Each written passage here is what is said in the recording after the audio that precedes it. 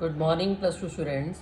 Today we will discuss the last family or group 18 of P block elements. So last family is noble gases, group 18. So what are the elements in this?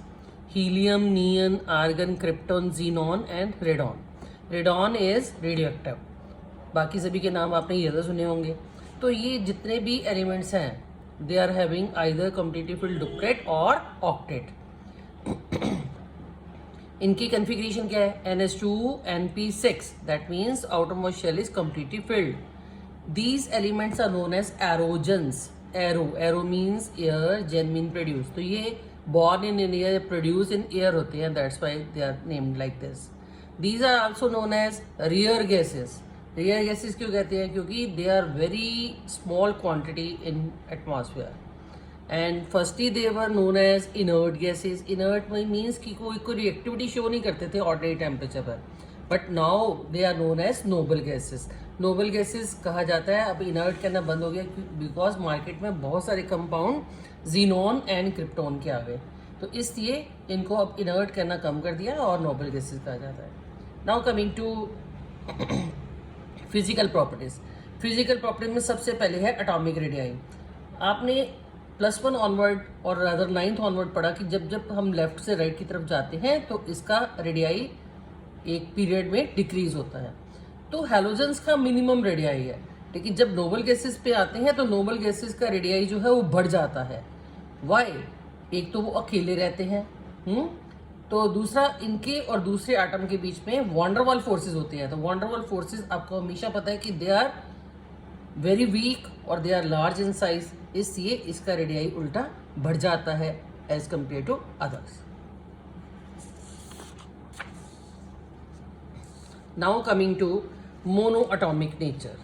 तो ये अकेले रहते हैं because इनको octet complete है या duplet complete है, तो इसलिए इनको किसी दूसरे एलिमेंट की जरूरत नहीं है. They are having completely filled outermost shell.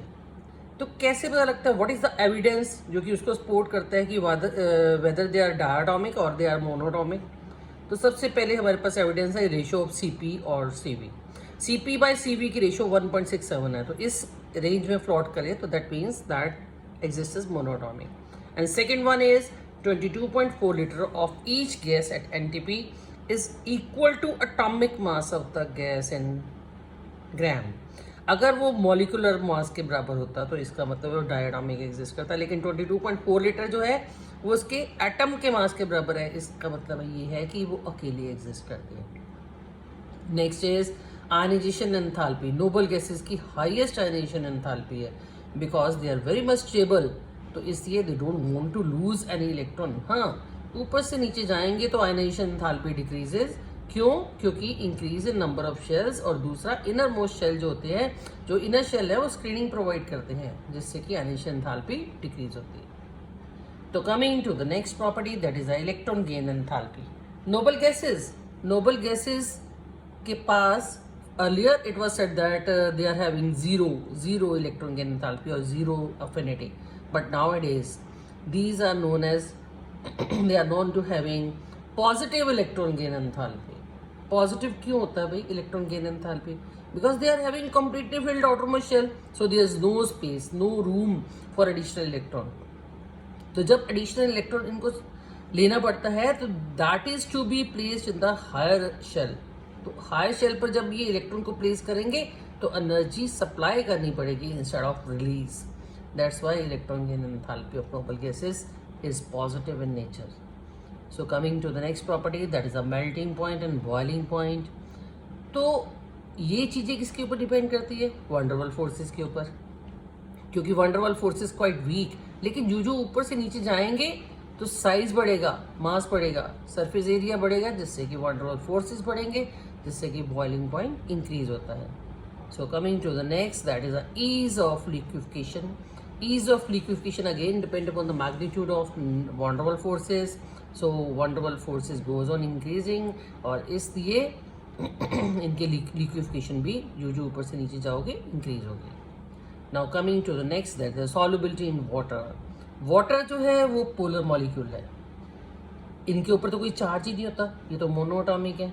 लेकिन जैसे जैसे वाटर इसके कांटेक्ट में आता है वो इंड्यूस करता है इसमें, तो इसलिए they are slightly soluble in water due to the dipole induced dipole interaction. Dipole induced dipole interaction के कारण नोबल गैसेस थोड़ा होता पानी में घुल जाती है। So coming to the next,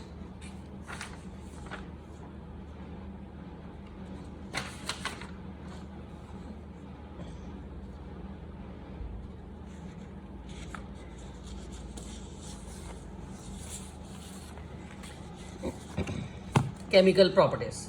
so chemical property, noble gases are chemically inert. क्यों इनर्ट थी वो?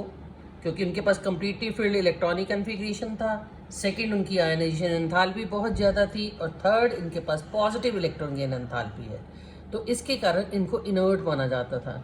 लेकिन 1962 में क्या हुआ, एक साइंटिस्ट था नील बार्टलेट। नील बार्टलेट ने क्या किया, एक कंपाउंड बना दिया, कोऑर्डिनेशन कॉम्प्लेक्स बना दिया। उसने डाई ऑक्सीजन का रिएक्शन किया PTF6 के साथ। डाई ऑक्सीजन में से इलेक्ट्रॉन उखाड़ कर PTF6 को दिया और एक डाई ऑक्सीजनाइल हेक्साफ्लोरोप्लाटिनेट एक कंपाउंड बनाया। तो जब आयनेशन एंथैल्पी चेक की ऑक्सीजन मॉलिक्यूल की, वो 1175 किलोजूल पर मोल थी।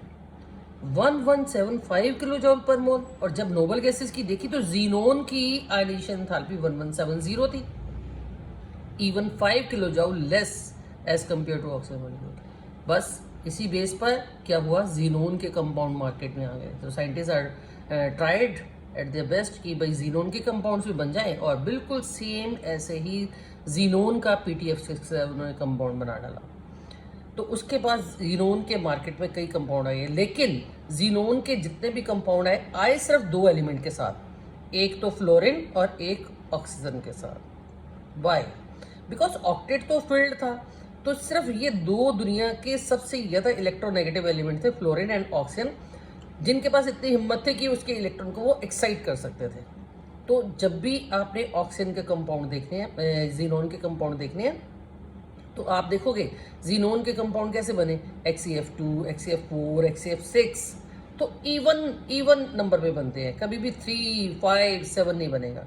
क्यों? क्योंकि उनका ऑक्टेट कंप्लीट है। जब वो एक्साइट करेंगे तो 2 या 4 या 6 इलेक्ट्रॉन ही बनते हैं। तो आपने अपने माइंड में जो जीनोन के जितने भी फ्लोराइड हैं, F2, F4, F6, इसके वाटर के साथ रिएक्शंस जरूर अपने माइंड में रखने हैं। तो एक तो ये चीज़ अपने माइंड में रखेंगे, एक थोड़ा सा अपने माइंड में रखेंगे कि इनके जो कंपाउंड के स्ट्रक्चर, जैसे मैं आपको एक स्ट्रक्चर बताती हूँ, HCF2 या HCOF4 के मैंने 2 स्ट्रक्चर बनाए हैं कि या फ्लोरीन या ऑक्सीजन के साथ रिएक्शन करते हैं।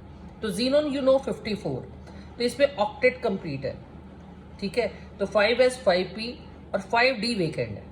तो जब इसको फ्लोरीन के साथ कंपाउंड बनाना है तो इसको 2 इलेक्ट्रॉन अनपेयर्ड चाहिए, 1 electron will be excited. Now the hybridization is sp3d2।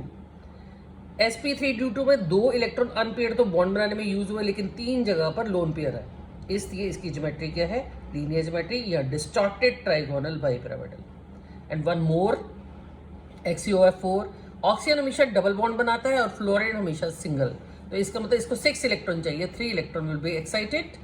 Now 1 electron you will leave for pi bond formation. So sp3d2।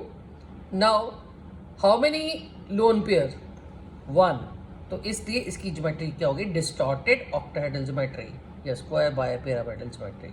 So like this you can practice and you will keep in mind the uses of noble gases. That's all for P block. We will start with the next lecture in the next